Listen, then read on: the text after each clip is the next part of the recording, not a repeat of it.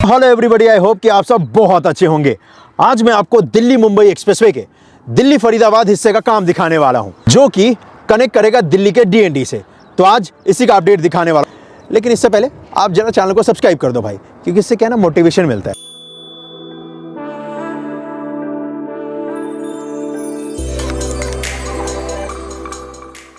तो ये जो जगह देख रहे हो, दिल्ली से जब आप आओगे तो इसी जगह पर दिल्ली मुंबई एक्सप्रेसवे के का जो मेन अलाइनमेंट है ना, उस पे कनेक्ट होगे। और ये जो मेन अलाइनमेंट है, ये स्टार्ट होता है सोहना सेक्टर 36 हरियाणा से। और एक्चुअली ये जो मेन अलाइनमेंट है, ये 12 लेन का है, मतलब 12 लेन का कंस्ट्रक्शन का काम किया गया है। ड्राइव करने के लिए आपको 8 लेन मिलता है, 4 लेन ईस्ट साइड। और इस जगह पर आपको दिल्ली मुंबई एक्सप्रेसवे का one of the biggest interchange देखने को मिलेगा, जो कि वाकई में कमाल का है। और ये जो एक्सप्रेसवे है, क्योंकि ये पूरी तरीके से इस जगह पर बनकर तैयार हो चुका है, तो इस जगह का नजारा वाकई में बहुत कमाल का है। इस इंटरचेंज की अहमियत इसलिए भी बढ़ जाती है क्योंकि केएमपी एक्सप्रेसवे, जिसके ऊपर ये इंटरचेंज बनाया गया है, और इसी वजह से इसको केएमपी इंटरचेंज भी बोलते हैं। तो इस केएमपी इंटरचेंज के माध्यम से आप पंजाब से, हिमाचल से आएंगे और दिल्ली मुंबई एक्सप्रेसवे पर कनेक्ट करना है, तो इसी जगह पर आप कनेक्ट कर सकते हैं। क्योंकि ये जो केएमपी एक्सप्रेसवे एक्चुअली ये एनसीआर का आउटर रिंग रोड इसे कह सकते हैं आप, क्योंकि ये एनसीआर के बाहर बनाया गया है।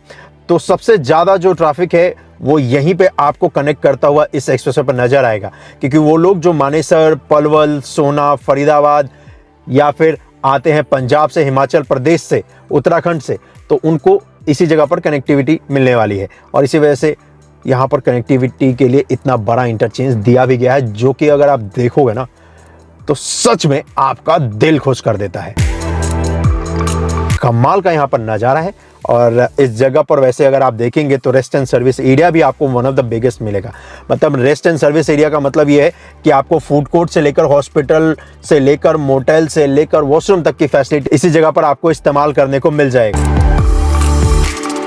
इस तरफ जब आप जाएंगे तो इसी तरफ इसका जो अलाइनमेंट है, जो कि दिल्ली के डीएनडी को जा रहा है, वो जाता है। और इस पे भी कंस्ट्रक्शन का काम हो चुका है। तो चलिए इस पे मैं आपको लेकर चलता हूं और ड्राइव करके दिखाता हूं। लेकिन उससे पहले इस केएमपी एक्सप्रेसवे का इंटरचेंज का जरा आप नजारा देख। जो नजारे आपने इंटरनेट के माध्यम से किसी और कंट्री का देखा है, आज अपने देश में ही आपको ऐसा कमाल का एक्सप्रेसवे देखने को मिलता भी है और ड्राइव करने को भी मिलता है, और जिसका पूरा श्रेय इन्हें जाता है, माननीय नितिन गडकरी साहब को। तो इस जगह का नज़ारा देखो। मैं ड्राइव करके आपको आगे की तरफ लिए चलता हूँ, बल्लभगढ़ की तरफ, फरीदाबाद की तरफ।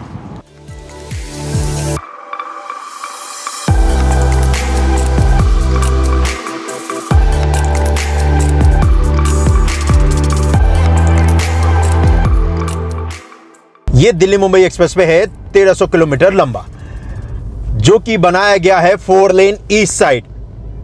8 लेन का ये पूरा एक्सप्रेसवे है। इसे 12 लेन तक बनाया जा सकता है। इसी वजह से बीच में ये जो देख रहे हो ना, अर्थवर्क का काम किया गया है, जहाँ पर ये अभी पेड़ पौधे लगाए गए हैं। तो अगर आज से 10-20 साल बाद इस पे लोड बढ़ता है और अगर लेन ऐड करना हो, तो बस इस पे सिर्फ ब्लैक टॉप का काम करना पड़ेगा। कंस्ट्रक्शन का काम कंप्लीट है, अर्थवर्क का देख रहे हो। और ज़मीन से ही ये तकरीबन 10 से 20 फीट ऊपर है ये एक्सप्रेसवे, जिस जगह से गुजरा है। वैसे ये वाला जो हिस्सा है ना, एक्चुअली इसको स्पर बोलते हैं। तो ये वाला जो हिस्सा है, इस पे आपको 3 लेन ही मिलेगा ईस्ट साइड, और पूरा ये 6 लेन का है दोनों साइड को अगर ऐड करूँ तो। लेकिन जो मेन अलाइनमेंट है दिल्ली मुंबई एक्सप्रेसवे का, वो 8 लेन का है, 12 लेन तक बनाया जा सकता है। ये तो भाई 6 लेन ही है और 6 लेन ही रहने वाला है। जी हाँ। अब वैसे यहाँ पर लिखा गया है फरीदाबाद 33 किलोमीटर, दिल्ली 65 और नोएडा 66। आप बोलोगे कि दिल्ली और नोएडा में सिर्फ 1 किलोमीटर का अंतर है। हाँ, तो ज़्यादा है नहीं। डीएनडी पे उतरोगे तो वो दिल्ली है, और नोएडा जाना है तो आप जा सकते हो राइट लेकर। बस क्या करना है, क्रॉस ही तो करना है डीएनडी, वो यमुना रिवर को, है ना। चलिए मैं इस बीच वाले लेन में रखकर ड्राइव करता हूँ, और वो इसलिए क्योंकि आपको अद्भुत ड्राइविंग का एक्सपीरियंस मिल सके। मतलब आपको ऐसा फील होगा भाई कि आप भी मेरे साथ ही ड्राइव कर रहे हो, है ना। वैसे मैं बता दूँ, पूरा इसका हिस्सा बनकर तैयार नहीं हुआ है। जो ग्रीन फील्ड का हिस्सा है ना इसका, मतलब एक्चुअली ये जो पूरा हिस्सा है ये 60 किलोमीटर का है जो दिल्ली से आ रहा है। इसमें से 30 किलोमीटर का हिस्सा जो है वो ग्रीन फील्ड है। ग्रीन फील्ड मतलब खेतों के बीच से जा रहा है, इसी वजह से ये बनकर जल्दी तैयार हो गया है। लेकिन जो 23 किलोमीटर का रिमेनिंग हिस्सा है वो है मेरे भाई ब्राउन फील्ड, मतलब जो पुराना रोड है दिल्ली फरीदाबाद रोड, उसी में लेन ऐड कर रहे हैं और गेम वहीं पे फंस रहा है। क्योंकि जहां पर आपको ब्राउन फील्ड पे काम करना पड़े ना, गेम फंसता ही है, क्योंकि स्ट्रक्चर्स इतने सारे होते हैं। स्ट्रक्चर से मेरा मतलब है दुकान मकान, उन सभी को हटाओ, कोई मानता है कोई नहीं मानता है, सबको मनाओ, और जब सब मान जाए उसके बाद काम स्टार्ट करो। तो अच्छा खासा टाइम वहाँ पर लग जाता है कंस्ट्रक्शन करने में भी और साथ ही साथ लोगों को मनाने में भी। ग्रीन फील्ड में क्या होता है, ग्रीन फील्ड सबसे सिंपल है भाई। किसान आपसे पैसा लेगा और किसान उसके बाद कभी आपको वापस आके ये नहीं बोलेगा कि मैं नहीं बनाने दूंगा, ठीक है ना। किसान एक बार अगर पैसा ले लिया तो वो बोलेगा साहब ये आपका हुआ, और उसके बाद आप कंस्ट्रक्शन का काम कर सकते हैं और तेज़ी के साथ आप इस पर काम कर सकते हैं, क्योंकि रुकावटें नहीं होती। लेकिन ब्राउन फील्ड पे बहुत सारी रुकावटें होती हैं। कोई भाई बोलता है मैं नहीं दूंगा, कोई बोलता है दूंगा, कोई बोलता है थोड़ा दूंगा, कोई बोलता है ज़्यादा दूंगा, बड़े सारे लफड़े होते हैं वहाँ पे। इसी वजह से उस 30 किलोमीटर हिस्से पे अभी भी कंस्ट्रक्शन का काम किया जा रहा है, वो भी आपको दिखाऊंगा। लेकिन ये वाला हिस्सा ज़रा ड्राइव करके दिखाता हूँ, है ना भाई, मज़ा आने वाला है। चलो, टोल प्लाजा भी आ गया भाई।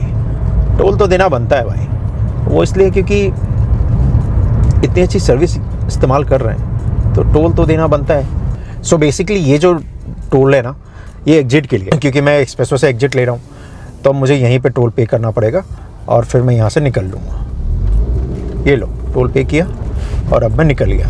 अब आपको आगे कहीं भी टोल नहीं मिलेगा, हाँ, क्योंकि इस वाले हिस्से को यूज़ करने के लिए टोल नहीं लिया जा रहा। जो मेन हिस्सा है ना, जो मेन अलाइनमेंट है इसका दिल्ली मुंबई एक्सप्रेसवे का, उसको यूज़ करने के लिए आपको टोल पे करना पड़ेगा। इस वाले को यूज़ करने के लिए टोल नहीं पे करना भाई।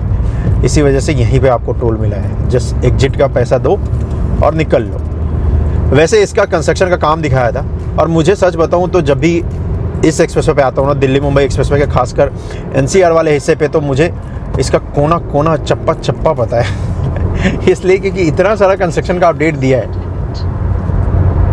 कि मज़ा ही आ जाता है। अब वैसे यहाँ पर देखोगे तो स्पीड लिमिट 100 का है इस वाले अलाइनमेंट पे, लेकिन जो मेन अलाइनमेंट है ना, जो दिल्ली से मुंबई तक आपको लेकर जाता है, जो सोहना से स्टार्ट हो रहा है, तो वो वाला 120 है स्पीड लिमिट उस पर, ठीक है। और ये जो स्पर है ना, इस पर 100 किलोमीटर का है। 3 लेन, जैसा कि मैंने आपसे कहा, ये देखो 3 लेन इस साइड है, 3 लेन दूसरी तरफ है। इसको एक्सटेंड नहीं किया जा सकता क्योंकि इस पे उतना ज़्यादा ट्रैफिक का लोड नहीं होगा। बेसिकली जो लोग दिल्ली जाना चाहते हैं, नोएडा जाना चाहते हैं, वो इस पे आने वाले हैं। लेकिन जो मेन वाला है उस पे तो भाई हर जगह का ट्रैफिक का लोड रहेगा, तो इसी वजह से उस पर तो अच्छा खासा लेन देना बनता है ना। अब ये वाला जो पूरा हिस्सा है ना 60 किलोमीटर का जो स्पर है, इस पे आपको स्ट्रीट लाइट की फैसिलिटी मिलेगी इस पूरे 60 किलोमीटर। और आज ये जगह खाली दिख रहा है आपको पूरी तरीके से। ग्रीन फील्ड में आपको बोला, मतलब खेतों के बीच से निकला है ये, तो अभी आसपास कुछ आपको देखने को नहीं मिलता है। लेकिन यकीन मानिए कुछ सालों बाद बल्लभगढ़ में आपको बहुत कुछ देखने को मिलेगा, क्योंकि यहाँ से जहाँ से मैंने अभी इंटर किया है ना, इसके बाद सीधा एग्जिट आने वाला है नेशनल हाईवे नंबर 44 पे, जी NH 44 पे, यानी कि बल्लभगढ़ में। और उस जगह पे सच बता रहा हूँ, प्रॉपर्टी के रेट बहुत महंगे हो गए हैं, क्योंकि वहाँ पर इंटरचेंज जो है, और वैसे भी ये जो अपने देश का सबसे जो लंबा हाईवे है ना NH 44, कश्मीर से कन्याकुमारी, उसको क्रॉस कर रहा है ये। अभी दिखाऊंगा आपको, लेकिन अभी फ़िलहाल तो ड्राइव करते हैं। जब से ये बना है तब से मैंने पहली बार इस पर ड्राइव किया है। 100 किलोमीटर प्रति घंटे का स्पीड लिमिट है इस पर, लेकिन आपको बिल्कुल भी एहसास नहीं होगा भाई। देख रहे हो 100 पे ड्राइव कर रहा हूँ मैं, फील हो रहा है आपको? कैमरा भी नहीं हिल रहा भाई।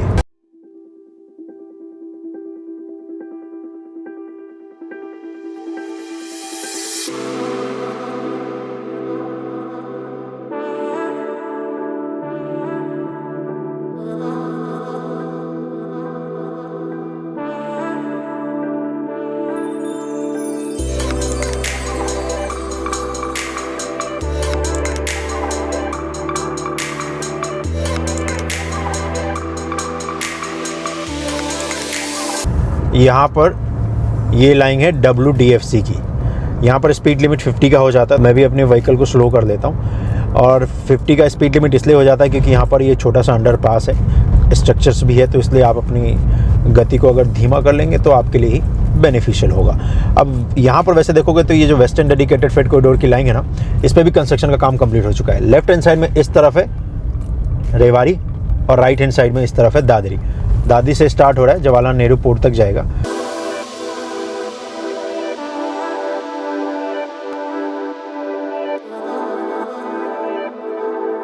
अपने देश में वैसे भी इतने ज़्यादा एक्सप्रेसवे हैं नहीं, है ना, इतने ज़्यादा मालगाड़ी की अलग से लाइन है नहीं, या फिर अभी बुलेट ट्रेन भी नहीं आया, बन ही रहा है। मैं सोच रहा हूँ अगर ये सब कुछ बन जाए तो अपना देश कहाँ चला जाएगा। मानते हो ना इस बात को? अभी इतना ज़्यादा नहीं है तो हम यहाँ पर हैं, दुनिया वाले ऐसे ही जल रहे हैं हमसे, सोच रहे हैं पता नहीं ये देश कैसे आगे बढ़ रहा है। लेकिन अगर हमने बना दिया, मान लो जैसे एक दिल्ली से मुंबई बनाया, वैसे एक चेन्नई से कोलकाता बना दो, ठीक है, बेंगलोर से दिल्ली को जोड़ दो, सबको आपस में जोड़ दो। उसके बाद देखो दुनिया वाले और कितना जलते हैं। इस दिल्ली मुंबई एक्सप्रेसवे का काम और भी देखना है हमें। जल्द ही चलेंगे हम और आप गुजरात, फिर से एक बार देखेंगे कितना कुछ काम हुआ है दिल्ली मुंबई एक्सप्रेसवे का, सूरत में, गोधरा में। इन सभी का अपडेट मैंने लास्ट टाइम आपको दिया था ना, मतलब उसी का पार्ट 2 आने वाला है, समझ रहे हो? सूरत से, गोधरा से, वडोदरा से, इन सभी जगहों से, और हाँ इस बार वरूच से भी आएगा। तो इसलिए चैनल को सब्सक्राइब कर लेना भाई, क्योंकि हम और आप मिलकर इस देश को आगे बढ़ते हुए देखते रहेंगे इसी तरीके से। और उसमें सबसे बड़ा योगदान तो इंफ्रास्ट्रक्चर का ही होने वाला है।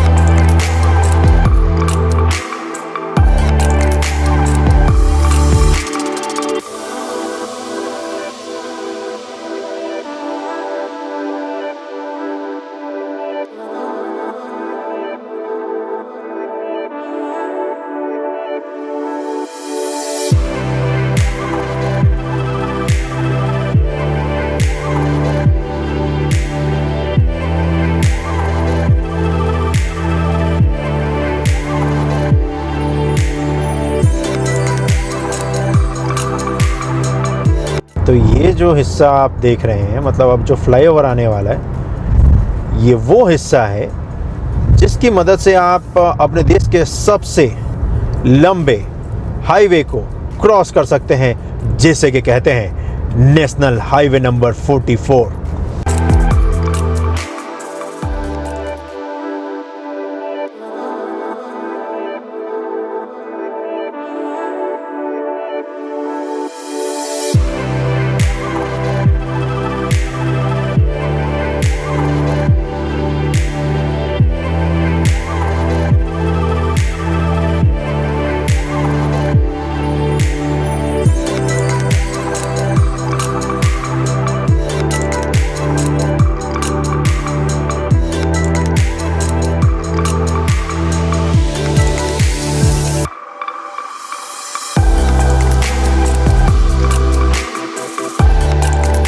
जैसे ही NH44 को क्रॉस कर जाओगे ना, तो उसके बाद दिखेगा कि ये जो मेन कैरेज वे है, एक्चुअली मतलब जो एक्सप्रेसवे है, उसको अभी बंद किया गया है। और ये बंद इसलिए किया गया है क्योंकि इस पे अभी कंस्ट्रक्शन का काम किया जा रहा है। जी हाँ, तो एक्चुअली जैसे ही NH44 को क्रॉस कर जाओगे ना, तो यहाँ पर कॉन्सेप्ट हो जाता है सर्विस लेन और मेन कैरेज वे का। तो बेसिकली आपको बताऊँ तो 12 लेन हो जाता है ये, 6 लेन ईस्ट साइड, जिसमें से 3 लेन मिलने वाला है सर्विस रोड और 3 लेन मिलने वाला है मेन कैरेज वे।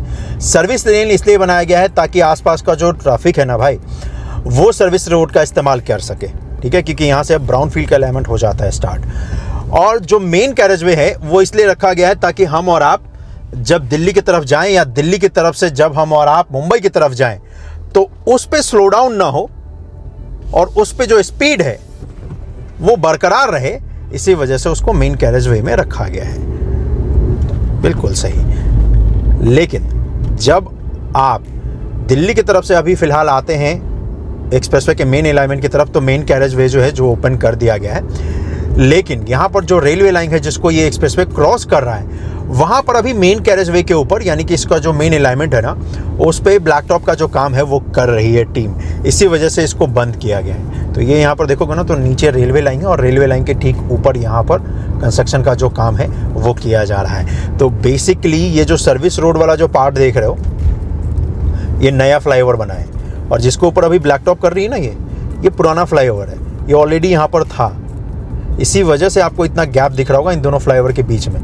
तो पुराने वाले पे अभी नया ब्लैक टॉप का काम किया जा रहा है, नए वाले पे ऑफकोर्स ब्लैक टॉप का काम हो चुका है और उस पर ट्रैफिक का मूवमेंट आपको दिखता भी है। तो ये जो लेफ्ट वाला देख रहे हो ये नया है, और बीच में ये जो देख रहे हो जिस पर भी काम कर रही है ये पुराना वाला है, पहले ही बना हुआ था इस पर, जब ये रोड 6 लेन का होता था।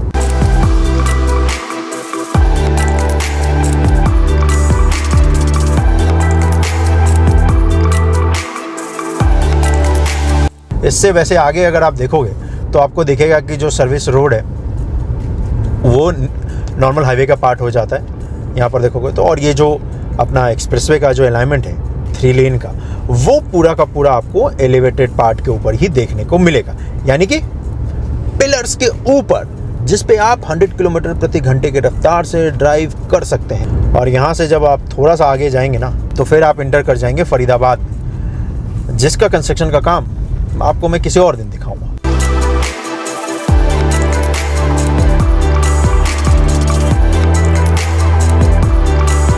तो चलिए आज के इस वीडियो को यहीं पे समाप्त करता हूं। मिलता हूं मैं आपसे अगली वीडियो में। अपना ख्याल रखिएगा। जय हिंद। और इस चैनल को सब्सक्राइब करने के लिए आपका बहुत बहुत धन्यवाद भाई। इससे क्या है ना, मोटिवेशन मिलता है। और आपने सब्सक्राइब कर लिया है तो इसी तरीके से आपको दिखता भी रहेगा कि किस तरीके से इंफ्रास्ट्रक्चर की मदद से इंडिया को न्यू इंडिया बनाया जा रहा है। तो चलिए मिलता हूं आपसे जल्द ही अगले वीडियो में।